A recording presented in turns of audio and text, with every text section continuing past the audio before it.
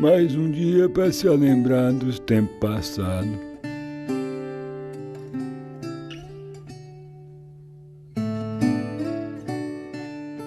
Naquele tempo tinha tanta coisa boa.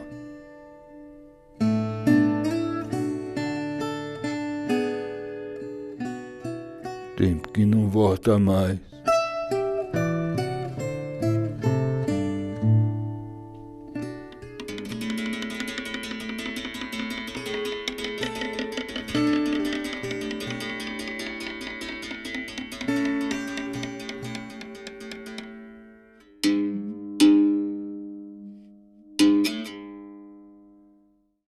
A predominância do negro é fatal no Recôncavo e na Bahia. O que a gente tem dos portugueses é pouquíssimo, graças a Deus, e muito do índio que a gente, por uma questão de pouca vergonha, não enaltece e não mostra o trabalho do índio. Porque o trabalho do índio também é belíssimo.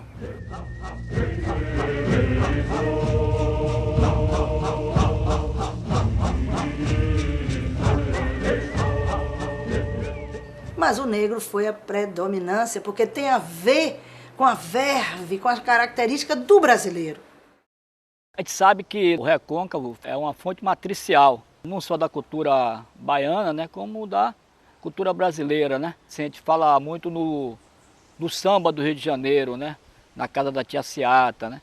E ali, na verdade, algumas daquelas tias eram moradoras do Recôncavo, né, de Santa Amaro, de Cachoeira. Então nós tivemos um papel fundamental na formação, né, da cultura popular brasileira.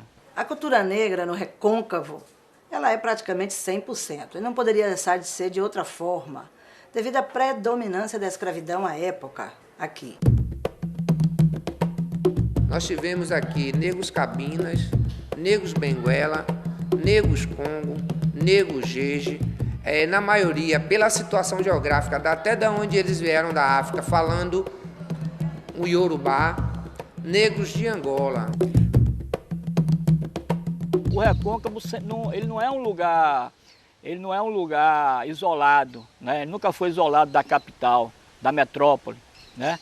Então, até por causa das fazendas, né? dos canaviais, né? E da produção econômica da cidade, né?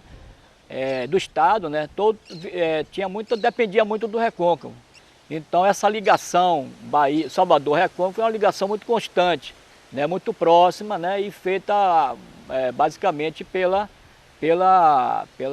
Baía de Todos os Santos, né.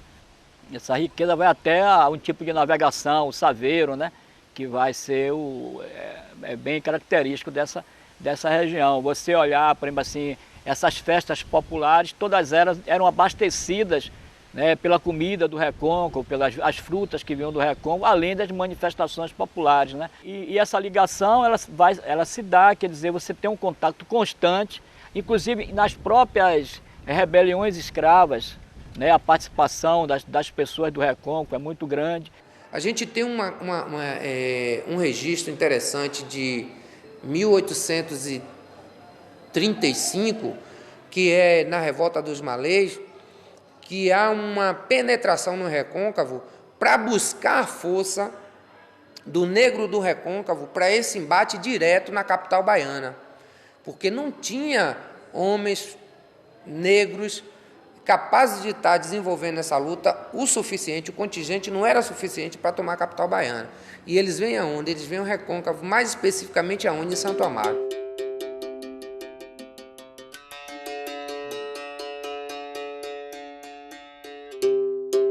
E como eles eram extremamente inteligentes e criativos, eles criaram essa história de dança, quando na verdade, né, a capoeira é uma luta para se defender do feitor.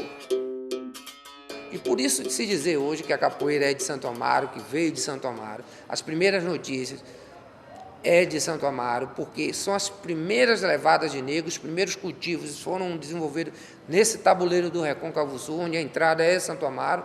Aí você pega os baixios do Paraguaçu, chegando até Cachoeira, Jaguaribe, Maragogipe, e aí a gente tem essa força do negro aqui, mais presente.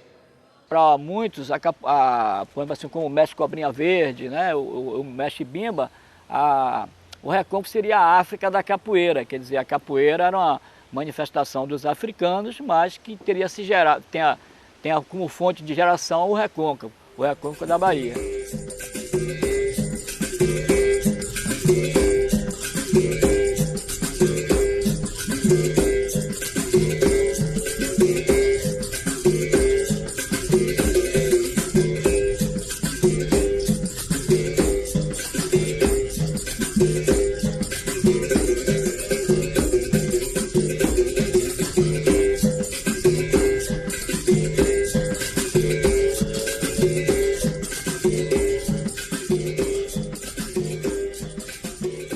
Já joguei muita capoeira, porque me ensinaram.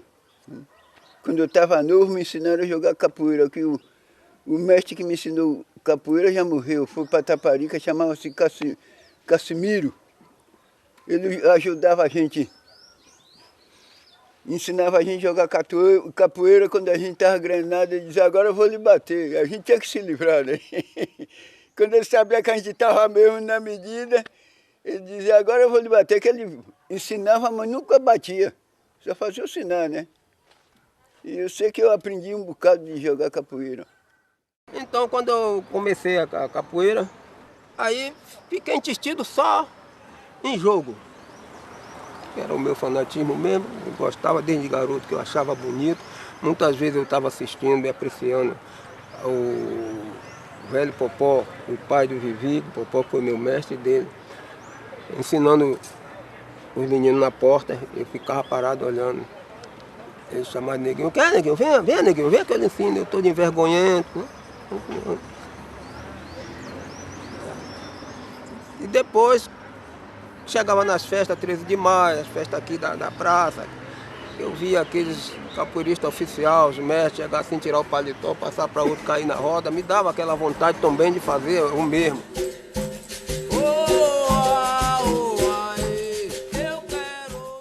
Eu comecei na capoeira, eu olhava, sabe como é? Olhava o pessoal brincar, parava para assistir o pessoal brincar. Às vezes eu dava um pulozinho também, sabe? Como nós estava dando aí. Quem é feito. Quem não é, olha e dá aquele pulozinho, só não pode cair.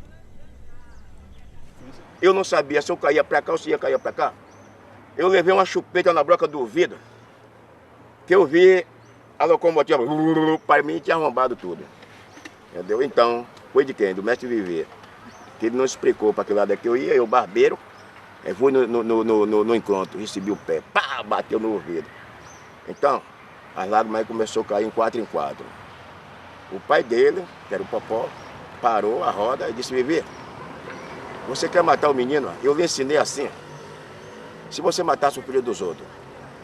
E Vivi, porque era muito aceso, muito ativo. Ah, meu pai, não sei o que, ele tem que aprender, não sei o que, não sei o que. Se eu fosse um cara covarde, um cara frouxo nas paradas, eu nem queria, eu passava por longe. Você estava aqui, eu passava lá pela outra rua, lá que eu não quero ver capoeira. Mas pelo contrário, eu enfrentei a barreira. Quando eu fiz 20 anos, o pai disse assim, compadre, eu disse, o senhor pode ser mestre de capoeira em qualquer lugar. Eu digo, pai, como é que eu vou ser mestre? Ainda tem muita coisa para aprender. Ele disse, o que o senhor sabe dá para tudo. Aí vai eu para falar com o Vadu. Pô, seu Vadu, eu gosto de jogar capoeira e como é pra você me dar uns treinos? Ô, rapaz, vai lá na caixa d'água. Aí cheguei.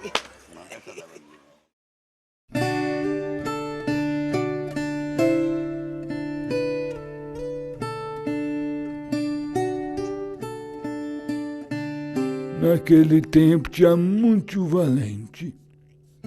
E quando tinha feira então, a vadiação corria solta. Era tanta brincadeira, uma saudade.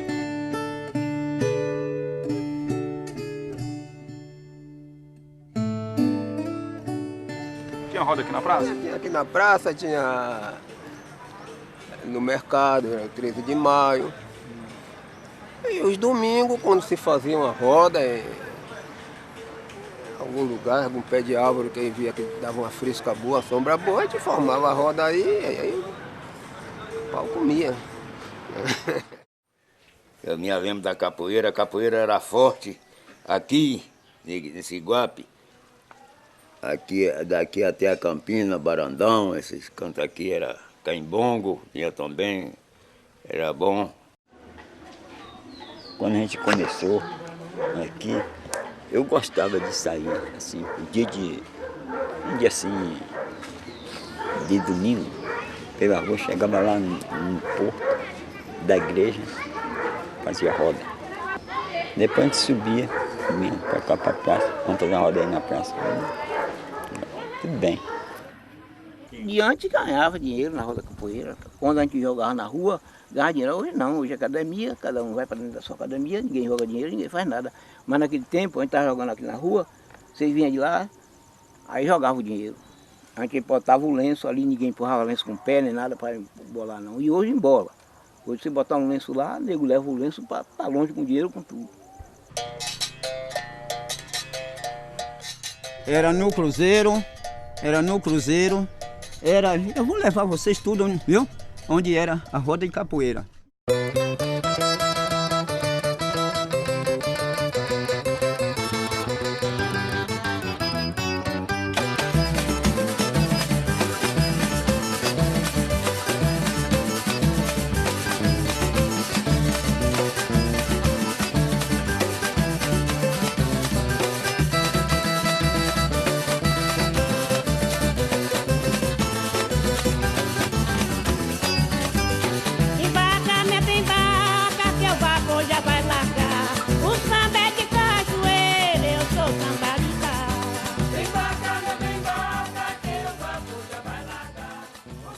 Os antigos foi aqueles que já foram, alguns que a gente não alcançou, outros que a gente alcançou ainda na infância.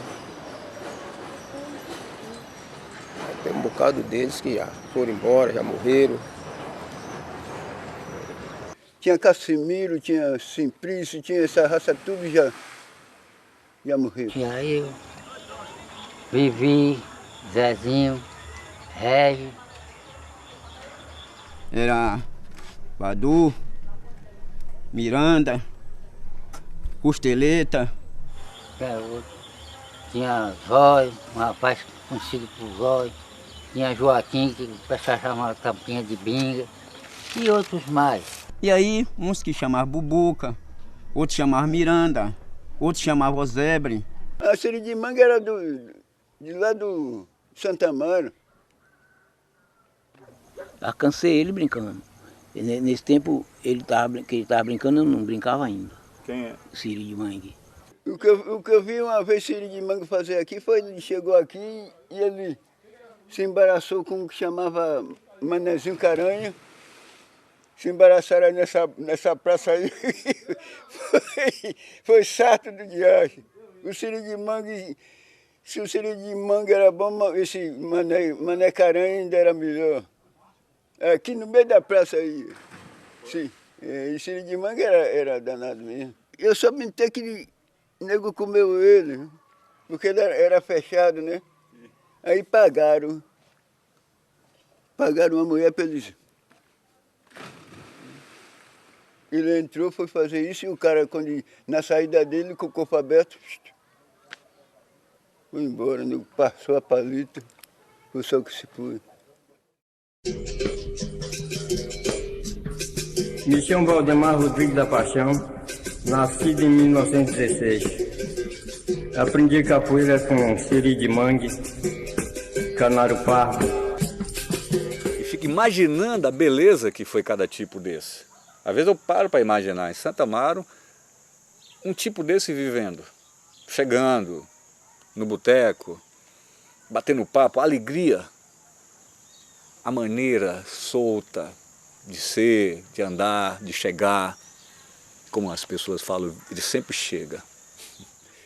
Santo Grilo era um bom capoeirista aqui, Santo Grilo daqui do Ocupe. E a gente jogava quase todo domingo a gente vinha para aqui jogar capoeira com Santo Grilo, esse Nego Tonho, Santo Grilo, Finado Tó,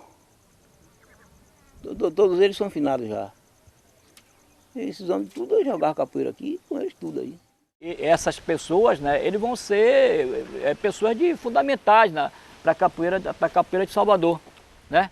Como o mestre Cobrinha Verde, como Traíra, como Nagé, né? Que são do Recôncavo, né? Um de Coqueiro e Traíra, que é de Cachoeira, né? Um bastante forte, né? E o outro é muito ágil, né? É um jogador muito ágil. As referências a eles são sempre de capoeiristas perigosos, né? De grandes capoeiristas respeitados, né, porque eram bons de capoeira e também, né, principalmente o Nagé, que carrega uma fama muito de valente, né, e o Traíra sempre de perigoso também. E quando você vai olhar, essa capoeira tem alguma coisa de diferente, né?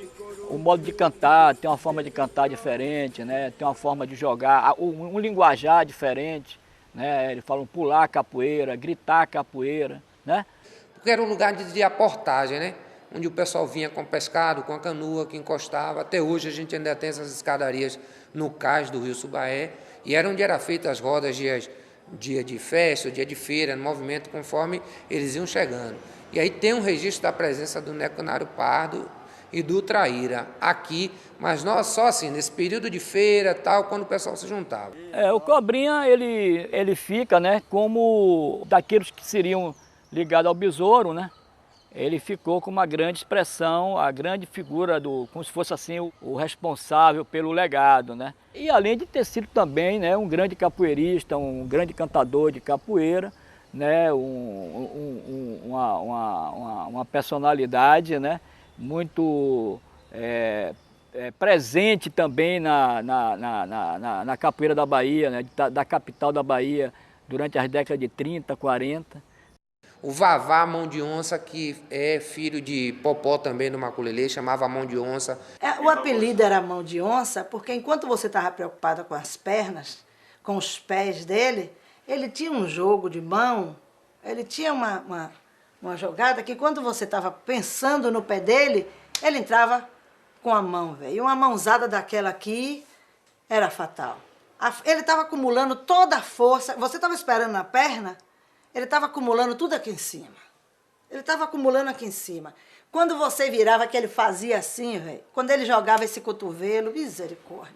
Mas a gente tem uma outra figura interessante nas rodas de capoeira de Santo Amaro e que começa até a invadir Salvador, porque trabalhava como embarcadiço e aí começa a ter uma vida mais na capital, que é o Altenilho, que é remanescente de Santo Amaro, nascido na vila de Oliveira dos Campinhos, hoje um dos distritos de Santo Amaro, tido até como um dos relâmpagos da capoeira regional, assim falado.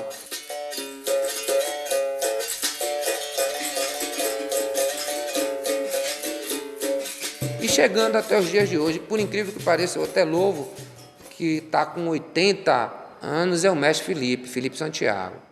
A capoeira dele é tão bonita, é uma capoeira de Angola.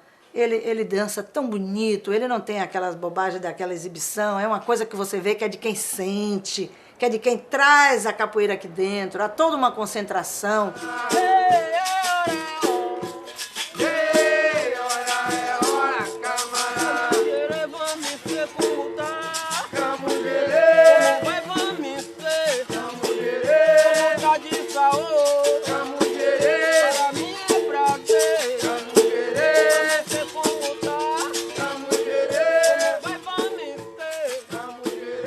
aquela briga na capoeira. Ele me dava uma rasteira, eu caía de arte. Eu não sofria, mas caía. Aí levantava, tinha que arrumar uma mãozada nele. Ele pegava em meu braço, aí virava, me dava o balanço, aí ia embolando. Ele corria em cima, eu voltava, dava pra pegar uma apanhada de pé, quebrava ele, essas coisas, mas tudo na base do enfeite. Então a nossa capoeira naquele tempo era isso. Era uma capoeira mais sadia. Não tinha negócio de eu querer mostrar que era melhor do que ele, para estar espancando ele. Pra... Se arrasta no chão bem devagar. Se arrasta no chão, menino. Oi, se arrasta no chão que nem cobra agora. Se arrasta no chão.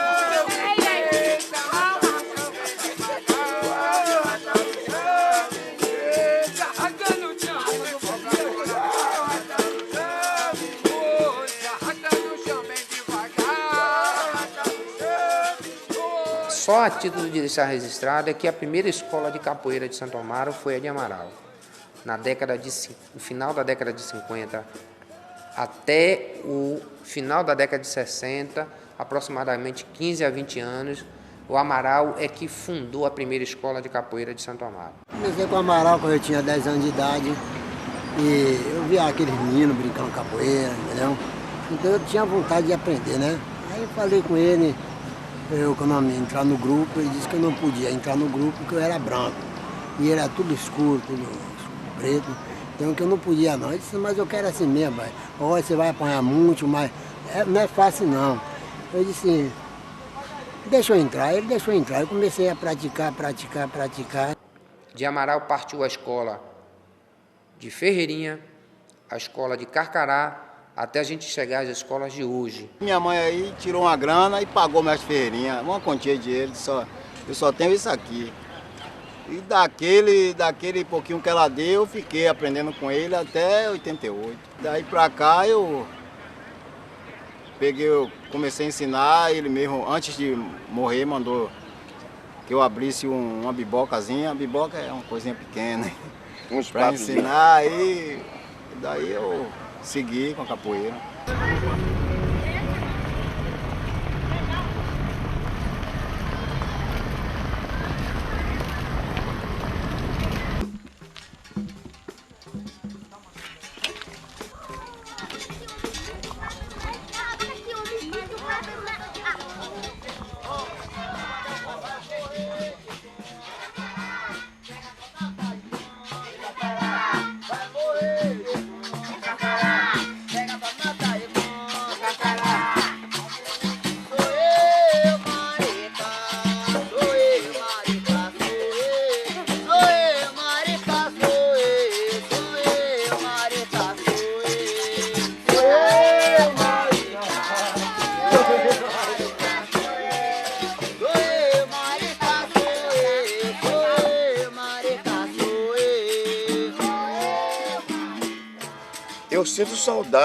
Eu sinto saudade da capoeira de ontem, e a de hoje não me deixa uma certa saudade, porque até as cantorias e o sistema de jogo, para mim, eu não vou, porque, primeiro, a rapaziada que está começando agora, eles estão querendo avoar, e avoar é perigoso.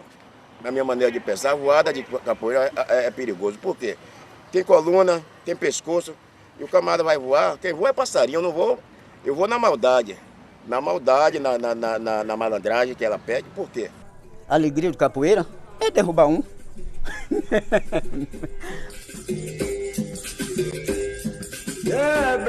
Quebra jereba, quebra tudo, hoje, amanhã, o que é que quer?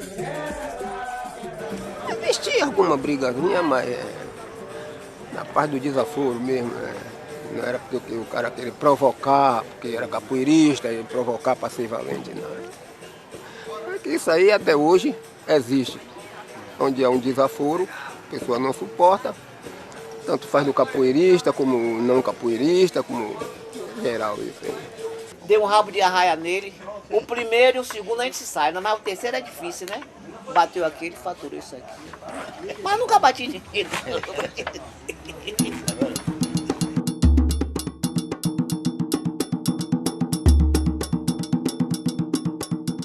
E o negócio de nuca foi com um baiano. Foi ali na travessa da siderúrgica. eles desconfiaram por algum motivo e aí entraram em brincadeira. Aí se desentenderam os dois e aí meteram mão. Né? O Nuca com a navalha, o nome Dengosa, na borracha, e o outro com a pistola de 2 tiros. Precisou a polícia chegar para apartar. Estavam todos os dois banhados de sangue, com terra. Acabou dando mão de amigos os dois, porque nenhum venceu uns dos outros. Nem o baiano venceu o Nuca e nem Nuca venceu o baiano, empatou, né? Mas tirando disso, ficaram amigos. Acabou a briga, o outro mudou para Salvador, voltaram a ser amigos, na mesma da hora, no mesmo dia. Se o baiano viesse aqui e não fosse na casa de Nuca, aí tinha aquela queixa, aquele ciúme grande. Se Nuca fosse em Salvador, não fosse na casa de baiano, era a mesma coisa. Hein? Já brinquei com a faca nos dedos grandes para não furar ninguém. Não furar e não matar. Só era tirando fino, sabe como é? Porque o outro também era ligeiro.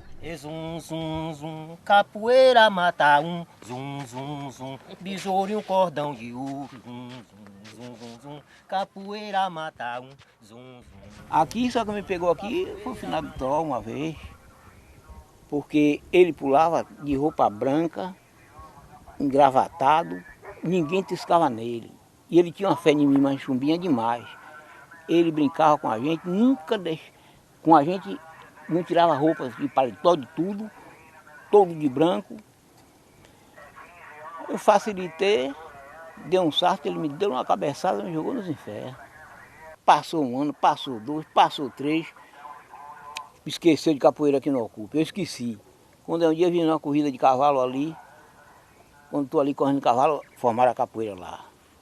Quando eu cheguei lá, ele parou. Ele estava jogando, quando ele me viu, parou. Aí eu chamei o Nego Tonho e fiquei jogando com o Nego Tonho. Daí saí com um Santo Grilo. Quando eu saí com um Santo Grilo, ele aí tomou. Tomou, aí vai, a gente vai. Quando ele escapeou, que ele deu o sarto aqui, pam! Ele caiu lá, ficou assim, água, água. Eu digo, dá água, ele girou uma aí, dá água, ele girou aí, deram água, aí ele disse, água, água. Aí deram água. Aí ficou com uma base assim de uns 3 meses para 4, ele morreu. E ele morreu daquela cabeçada. Aí eu digo, essa vai ficar para mim para sempre. Nunca mais botei cabeça em ninguém castigada, não. Dessa nunca mais botei. Eu faço que vou botar a cabeça e saio. Mas para empurrar, não empurro. E eu botei a cabeça e ele caiu lá pedindo água e não aturou muito tempo, não. Eu tive a oportunidade de ver Messias mais novo na roda e eu digo assim, se a gente tivesse hoje aproveitado melhor essa coisa até da expressão de Mestre Messias, com toda a particularidade dele, dentro da roda de capoeira, a gente teria uma capoeira de Santo Amaro também muito forte, ou até mesmo ali naquela pequena localidade do distrito de São Brás. Aí Partinha disse assim, vamos buscar esse homem para o meio da gente. Aí vieram. Mas as vazas tinham comprado o terreno aí da Capanema e eu estava com 10 cabeças de vaca. Aí quando ele veio, vambora, compadre, vambora para a gente correr os interior. Eu digo, compadre, eu não vou não. Não vou não, que eu tenho meus bichos aí, não vou de jeito nenhum. Eu me chamo Vicente Ferreira Pastinha. Eu nasci pra capoeira, sou dessa capoeira quando eu morri. Eu amo o jogo da capoeira. E não há outra coisa melhor na minha vida, no resto da minha vida, que seja capoeira. Veio mais gato preto. Todos dois é morto. Não temos prova. A prova que está aqui, né?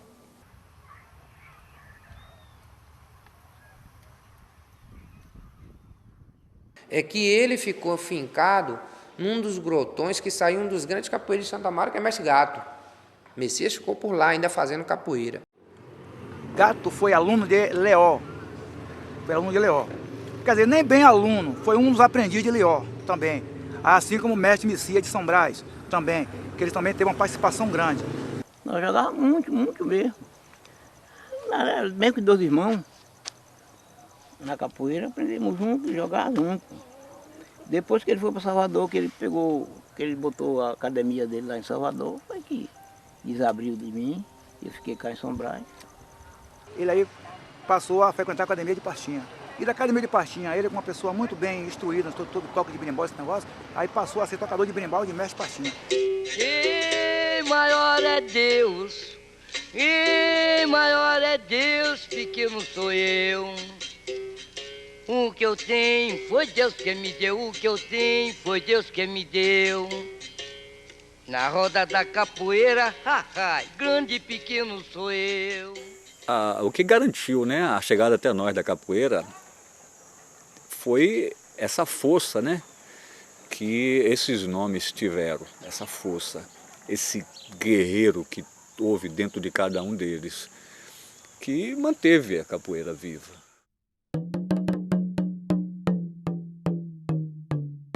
Tinha muito mandingueiro. Gente de corpo fechado, preparado de oração. É gente que virava num cachorro e que virava num toco de pau para escapar das perseguições.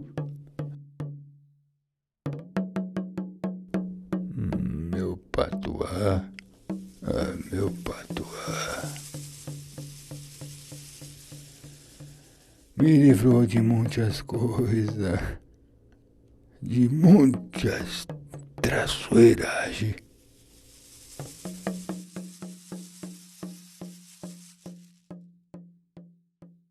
Aqui tinha mandinga muita. Aqui tinha mandinga muito, tinha gente que virava bicho. Gente virava bicho, como teve aqui. Eu conheci, o Ourinho também conheceu um cara que ele virava em uma caixa de cupim. Virava em uma caixa de cupim. É mole. Que o animal bravo, quando vê você, ele vem para lhe pegar. Mas você chamou por Deus, olhou para o céu, ele para ali. Ele pode vir doido como ele vier. Se você pediu, põe uma folha, colocou atrás da orelha para ninguém ver, é aquela que faz o bem. Ele fica lá, ele levanta, ele urra e ele corre e você passa. Como eu já me transformei em um santo, com os braços abertos. Eu não desacredito, porque para o lado bom é muito difícil. Tem gente para ensinar, mas para o lado perverso. Eu vou lhe responder da mesma forma que os caras antigos, realmente, tem mandinga na capoeira, o cara dava risada. Então, que são essas mandingas, né? Eu não sei, eu sei que tem, né? Que há. Agora não sei quais são, né? Se seguia todo um preceito com relação, e ainda se segue nessa região, esse preceito do corpo fechado, como se fala, da proteção aos santos, aos orixás, ainda existe até os dias de hoje. Tem mistério a capoeira, não tem? Tem mistério e é preciso junto. Como que é isso? Tem mistério e é preciso junto. Preciso que o sujeito desenvolva os ossos todos, que é para se livrar. O sujeito que vai jogar capoeira, correu dentro dele para dar um sopapo nele, não pega. O que sabe jogar capoeira não pega nele, não. Ele cai fora.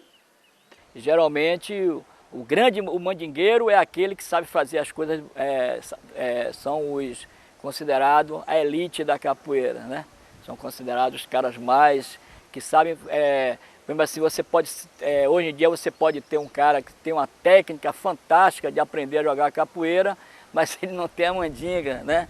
Ele não sabe como aplicar aquelas coisas do próprio jogo, não é só de tabulindo com astral, ou com o feitiço, ou com essas coisas. Tenho meu corpo fechado, sou de Deus abençoado, quero que ele me dê licença, eu aqui no meu reinado. Tá vendo aí, que é que eu trago aqui? Você copia a estrela do céu, manda benzer com uma cruz que tem o Senhor do Bonfim aqui, né? Nessa cruz, né? Faz seu patuá, manda encaixar aqui e atravessa em seu pescoço. Também não bote, você estando comer essas comidas muito pesadas, não bote no pescoço que não dá. Não pegue. Tá ouvindo? Quando você tomar seu banho, que você se arear, e você sair para qualquer canto também, você não. Porque você tem que botar aqui, né?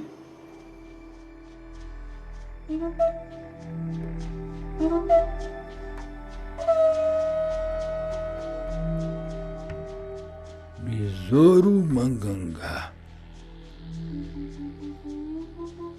Nunca que apareceu ninguém como ele por essa banda daqui.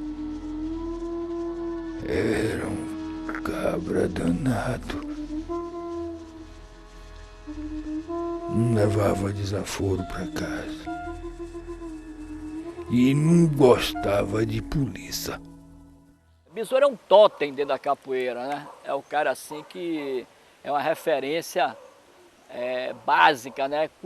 Geralmente quando escapole a história da capoeira, pelo menos quando eu comecei a pensar, a me interessar por isso, a besouro era assim, era como se saísse da história para a lenda, né? Besouro Mangangá é uma espécie de besouro, ele mede aproximadamente uns de 3 a 4 centímetros e é um besouro assim que a gente descreve como um inseto muito feroz, porque as estacas antigamente das cercas que eram feitas nessas regiões dos pastos eram feitas com maçaranduba e ele consegue furar até essa maçaranduba, esse besouro. De falar muito o besouro, é área de Santo Amaro, né? O besouro era de Santo Amaro. Nascido em Santo Amaro, remanescente de uma área quilombola, que é hoje a comunidade do Urupi. Nasci provavelmente em 1895, pelo registro que a gente tem com relação ao processo que dá a data da morte dele, que é um processo de 22 da Justiça Comum.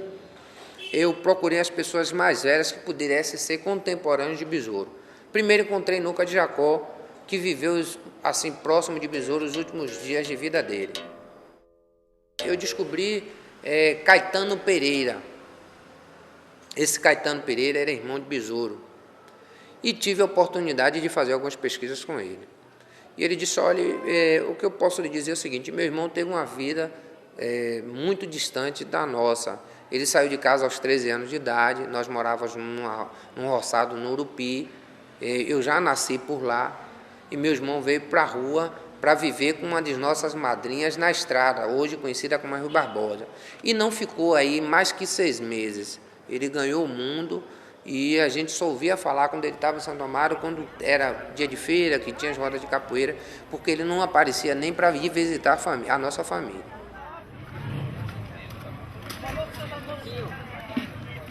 Besouro é um cara quente, bom no facão, brigador. Você veio falar isso. Quente, todo mundo tinha medo, até hoje tem uma história de besouro.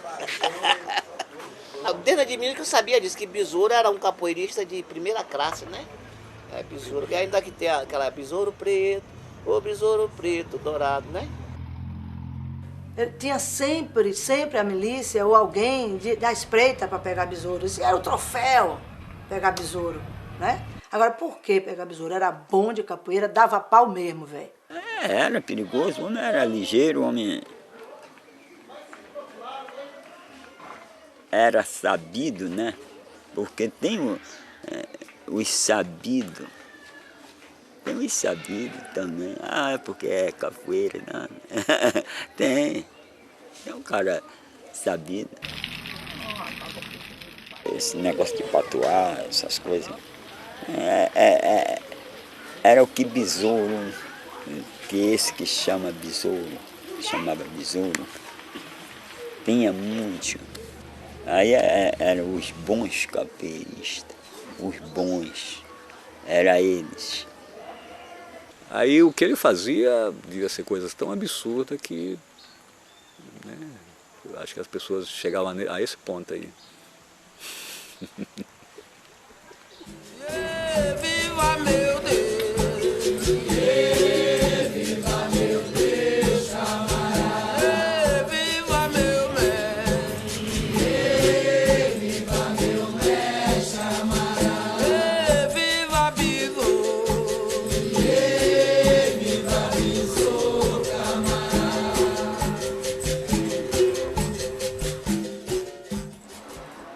patuá aqui, que a mãe de santo dele deu amarrado de cordão. Patuá. Que ele tinha aqui. Que o pessoal dizia que ele tinha um corpo fechado, e ele dizia que o corpo dele era fechado por conta daquele patuá. Mas besouro é mandingueiro nem tão, só pela capoeira. Capoeira tem suas mandingas também. Mas que ele era tratado de besouro mandingueiro porque ele tinha seu patuá. Eram suas orações que ele tinha e tal. E aí era o que fazia ele virar num toco, num besouro, num pé de árvore, de qualquer coisa, assim, numa moita de mato. Era as orações que ele usava. Ele era um personagem antigamente lendário, quer dizer, tudo que a gente sabia sobre besouro, né, tinha referências muito fragmentárias que davam a história oral, né, os relatos orais, mas ninguém tinha documentação sobre besouro.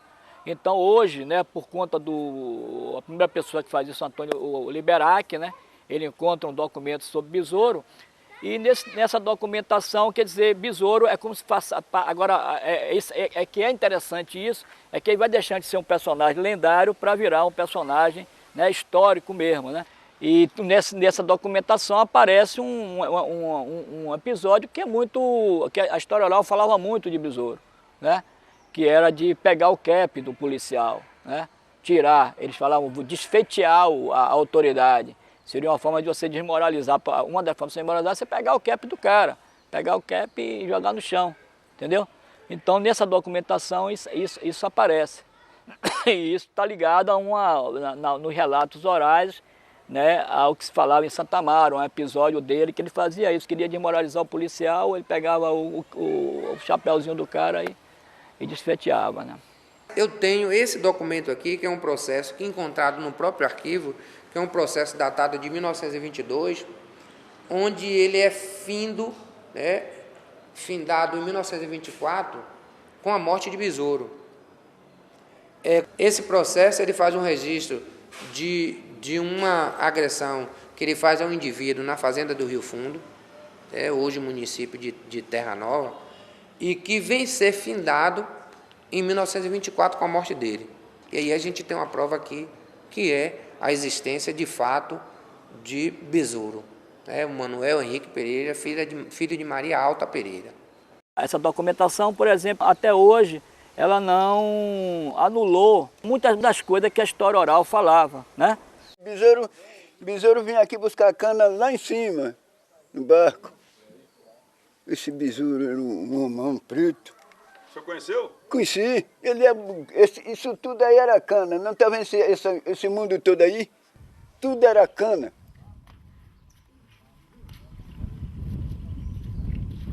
Você tem que respeitar os mitos. E a história de Besouro, ela mantém isso, né?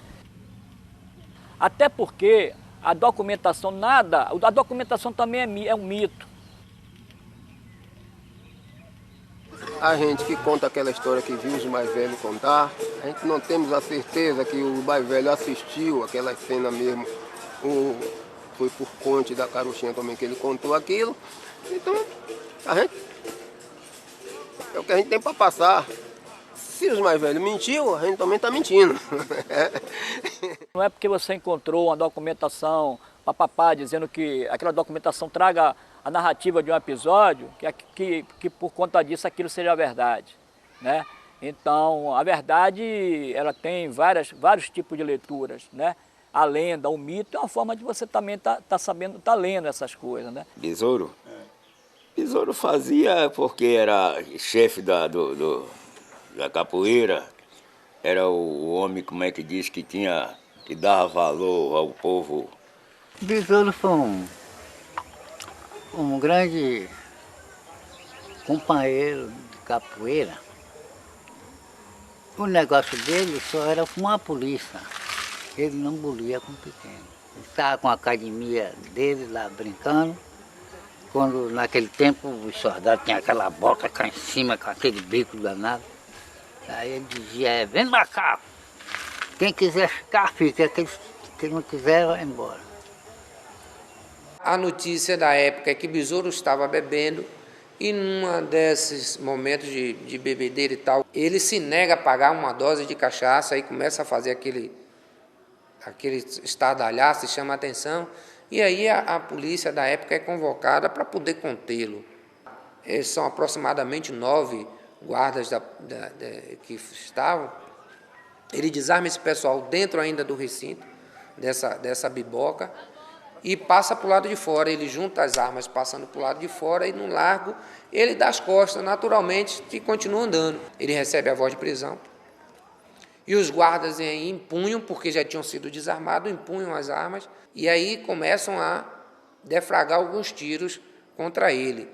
E o seu Antunes diz no momento seguinte que ele se põe simplesmente a pular de um lado para o outro e não sabe se até mesmo pelo medo os policiais não conseguem atingi-lo.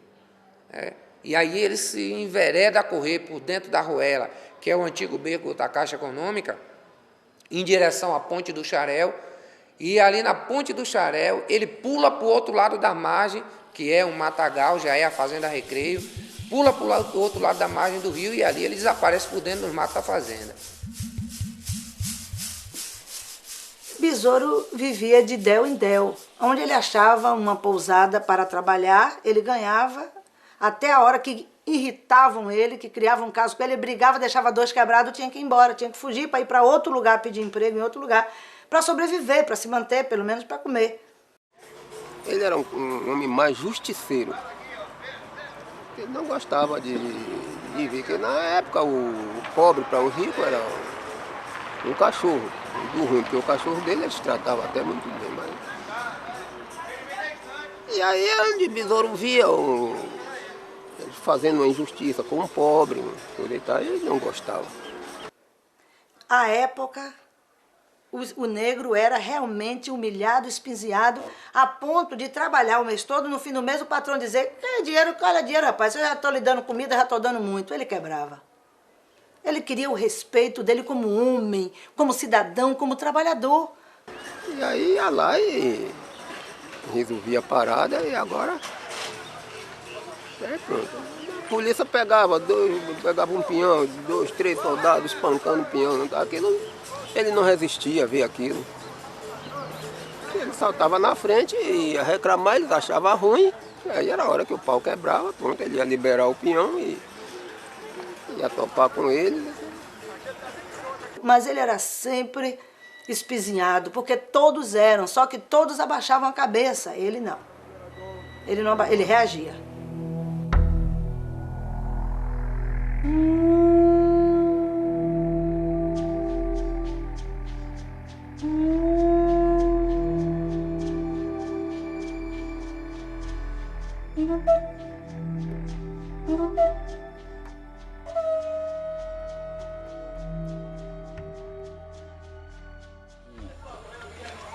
Quando mataram ele aí em 5 Rios, era Maracangalha, hoje chama 5 Rios, um amarelo, uma faca de aticum.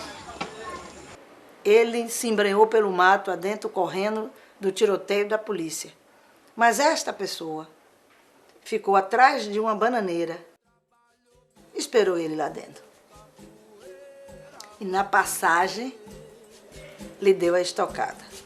Uma faca de ticum, lhe fizeram a traição. Mataram nosso besouro que morreu, deixou a fama.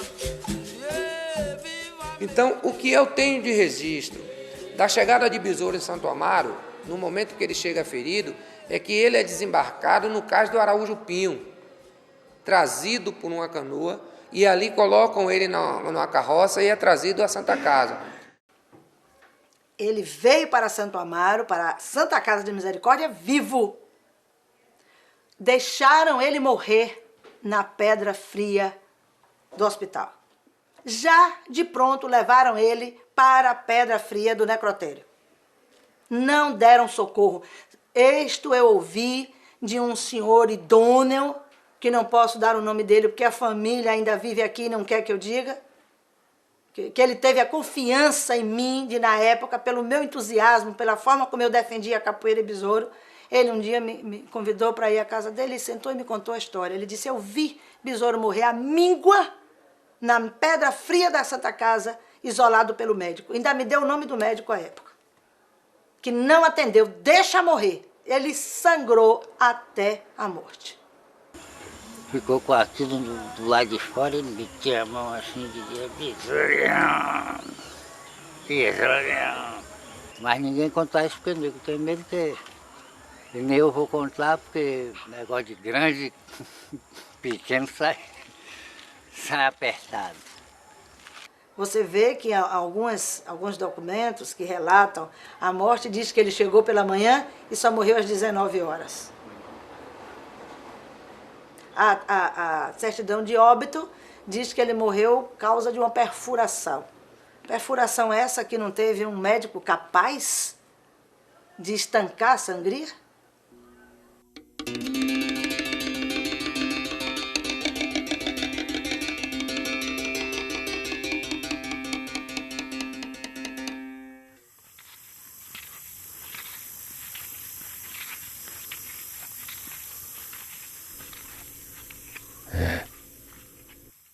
A capoeira antigamente tinha muita história.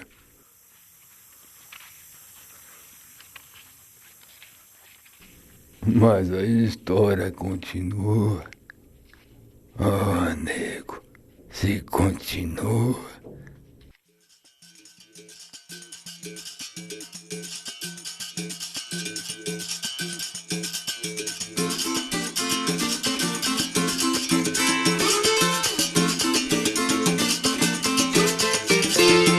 Sou manso e você já sabe, por isso quer me bater, eu sou manso. Sou manso e você já sabe, por isso quer me bater.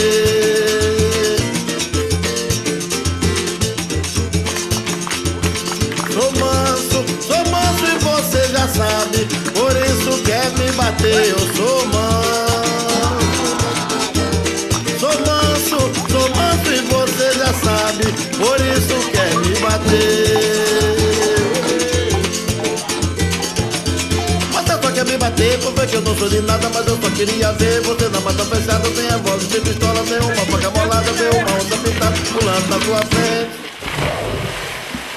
Aí eu queria ver, sou manso e você já sabe, por isso quer me bater, eu sou manso.